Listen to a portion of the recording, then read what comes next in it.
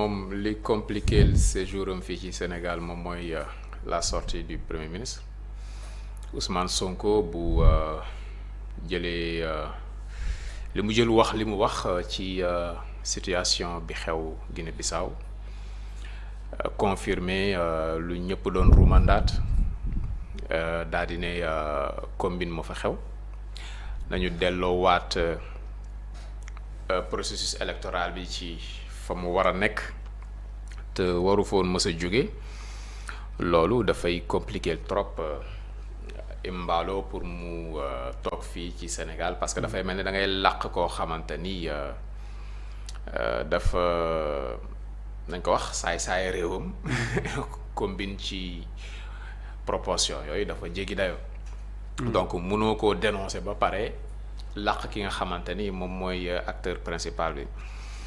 léegi à partir de ce moment dafay compliqué pour Sénégal si boppam déjà mu continuer daal di fi te ki nga xamante mooy Embalo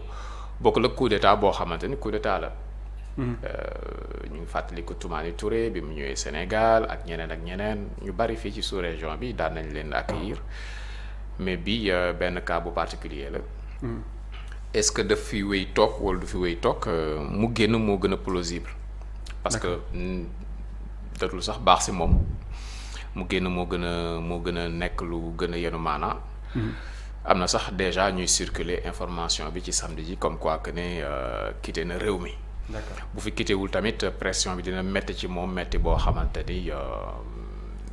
mën na compliqué et puis Sénégal tam soxlawu ko daal soxlawul benn problème de plus ci problème yi mu yore. Donc mais est-ce que ñu ngi koy wax sànq le premier ministre aussi wax ko assemblée nationale. ñu jàpp ni mbir mi complot réellement est-ce que mën nañ jàpp ni complot am na ci mbiru coup d'état bi ñuy wax.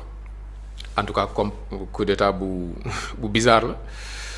et li gën a plausible mooy li Ousmane Sonko wax du moom rek moo ko wax c'est que moom voie autorisée la il est le chef du gouvernement du Sénégal. bu waxee bokkul ak benn analyste bu wax wala benn journaliste. Voilà bu waxee dafay am poids ci mbir mi. Mais li mu wax du moom rek moo ko wax. D'accord te li mu wax weddi ko lu jafe lay doon.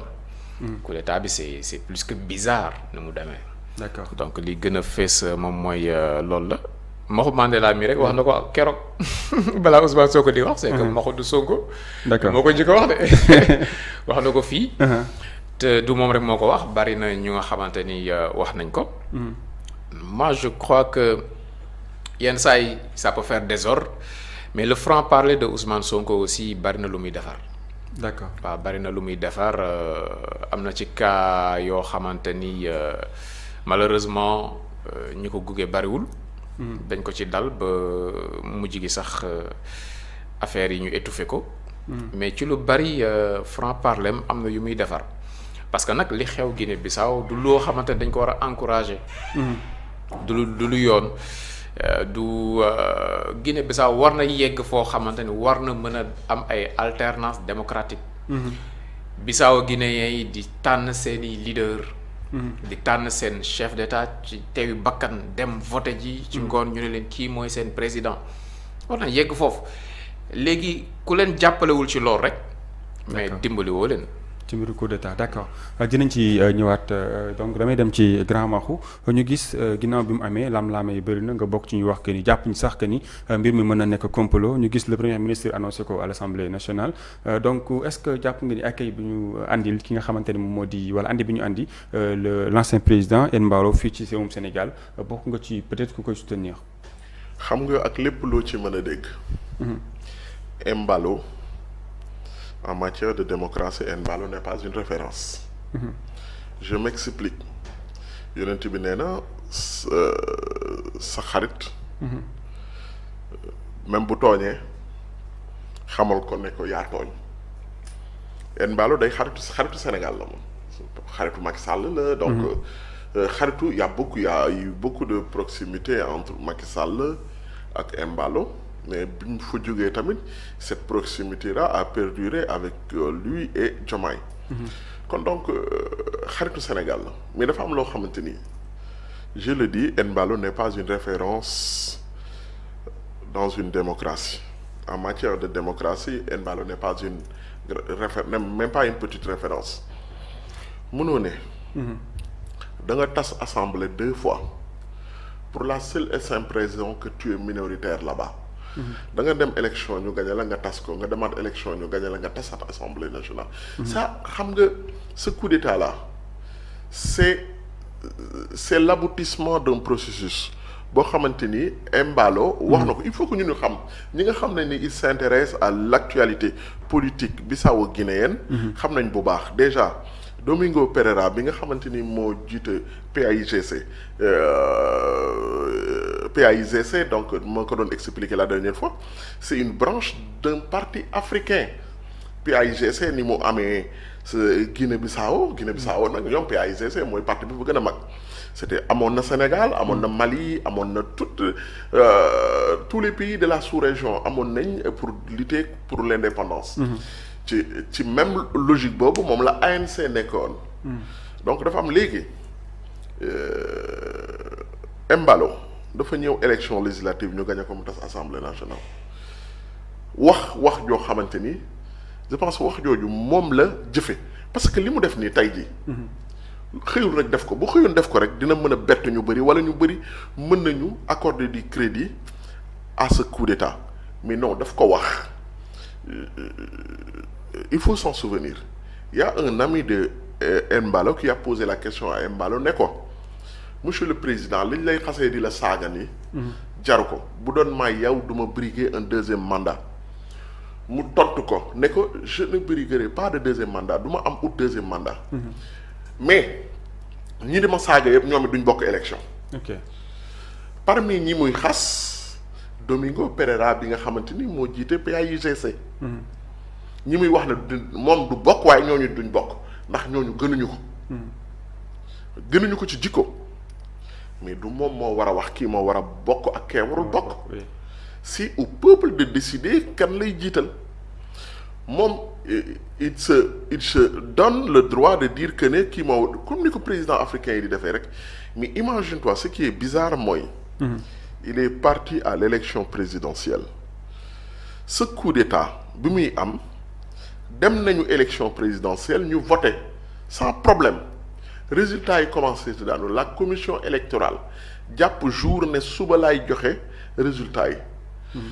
mu am coup d'état mais ce coup d'état là c'est un coup d'état contre qui du Embalo la ñu coup d'état c'est un coup d'état contre Fernando Diaz un coup d'état avec Embalo contre Fernando Diaz mais c'est pas un coup d'état contre Embalo je suis vraiment désolé. D'accord. La preuve les indices concordantes dañuy wane ne Embalo kat l'actuel régime comme on aimait le dire c'est du Embalo sans Embalo. On est en train c'est du Embalo sans Embalo directeur de campagne am moom la ñu fal premier ministre en Guinée-Bissau non seulement Guinée-Bissau ce qui est bizarre mooy lan depuis lors je l'avais dit c'est lui qui annonce le coup d'état kenn gëmu ko muy forcer nit ñi di leen woo naan leen non coup d'état am na c'est vrai dañ ma coup d'état mel ni moom daa yor téléphone boo xamante nii da ko denc ne heure bu ko neexee woote quand tu l'appelles ñi nga xam ne am nañu relation ak boobu quand tu l'appelles mu ne la doom y a un coup d'état mais moom dal tiitu ci lan nga koy déggee li mu waxoon ne nguur gi du ko jox Fernando Diaz du ko jox Domingo Pereira léegi nag xam nga problème bi du sa problème mu kii sa xarit la wala kee sa xarit la déedéet y a ce qu'on appelle le droit des peuples à disposer d'eux-mêmes askan ka koy jiite moo koy tànnal boppam du Pape Cheikh Sylla ak veeram yu rafet moo war a toog fii ci bureau naan kafeem clim bi di ko ëpp mu ne non waa Guinée kii moo leen di war a jiite le président Diomaye du moom moo war a wax waa Guinée kan moo leen di jiite loo bañal sa bopp bañal ko sa nawle loolu mooy nawlente loolu mooy ànd nawle li nga bañal sa bopp da nga koy bañal di keneen li ñu bañ ñun Sénégal mu am fii dégg naa ay di wax ne Embalo mooy xaritu Sénégal non dañ ko war a jàppale kii déedéet li nga injustice une injustice est une injustice mënoo ñëw ci élection présidentielle yow nga xam ne perte nga tu organises tout laa la wax tout yow ñi ne coup d'état sax say xarit la ñoo say jarbaat ñooñu ñoo ànd coup d'état la ñëpp yaa leen promouvoir. D'accord. mais loolu su amee suñu waxee xam nga Ousmane Sonko si c'était un politicien classique man mii sax bu doon man est-ce que dinaa ko ñemee wax mais Ousmane